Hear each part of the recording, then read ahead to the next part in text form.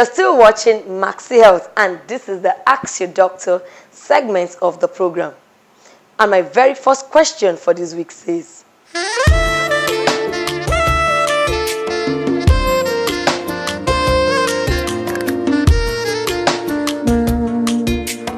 basically, you didn't tell me whether you're married or you're sexually active.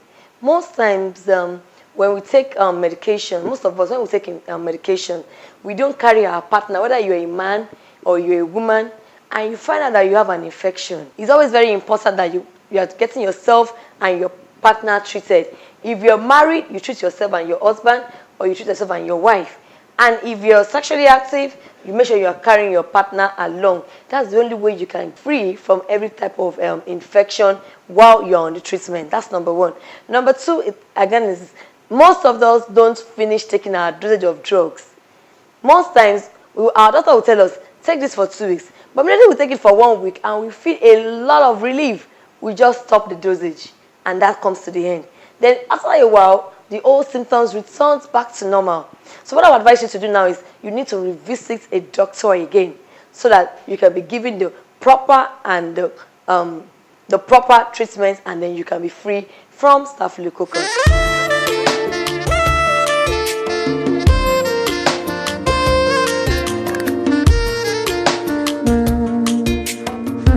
Generally, men are babies, so you cannot enforce it.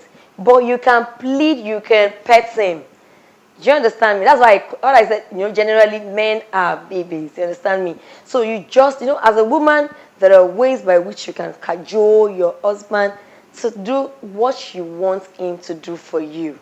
You understand me? It's not going to be with force. It's not going to be with fights. It's not going to be with authority. You just know how you're going to cajole your husband. And I can assure you that if you do what I tell you to do, pet him, just let him see the reason why he needs to go and run the test. And I can tell you he will go and run it. So pet him, cajole him, give him reasons why he needs to go and run the test. It's not just for you, and it's not just for him. It's for the both of you. And I can tell you he's going to go and run the test.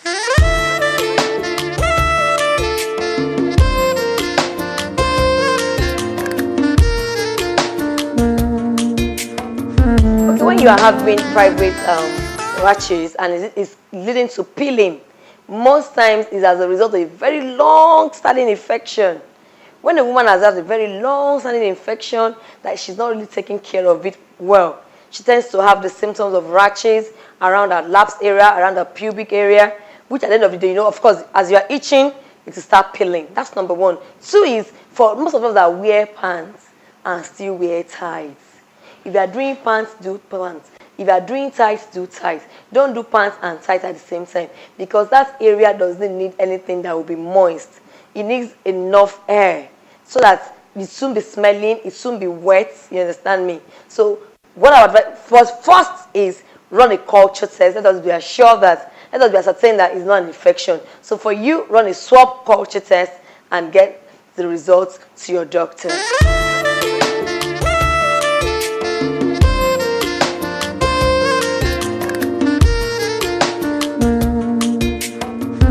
Okay, an expectant mother having brownish.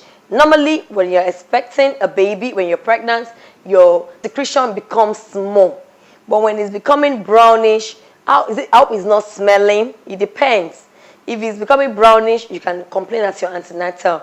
And if it's brownish and it's smelling or it is itching you, you still have to complain at your antenatal so that your doctor can know exactly what is really happening. So please, what I advise you to do is, you don't do self-medication, you don't do self-assumption. Please visit a doctor as soon as possible.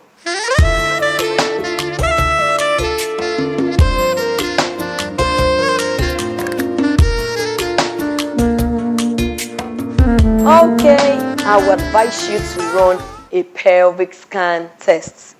You need to run a pelvic scan test. That's the basic thing. Because lower abdominal pain, heavy discharges before your menses, run pelvic scan test. I'm sure it might probably be what we call PID. That is pelvic inflammatory disease. So please do what? Run pelvic scan test.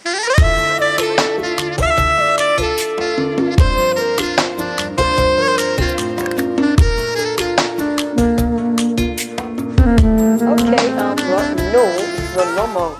You understand me? When you have intercourse with your partner, with your wife, and the old semen is coming out, no.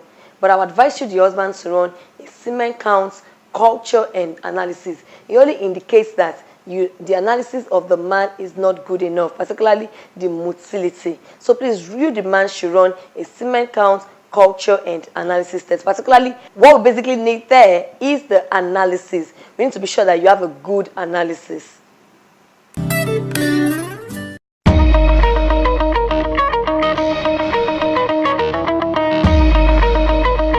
This is how much we can take on today's segment of Ask Your Doctor.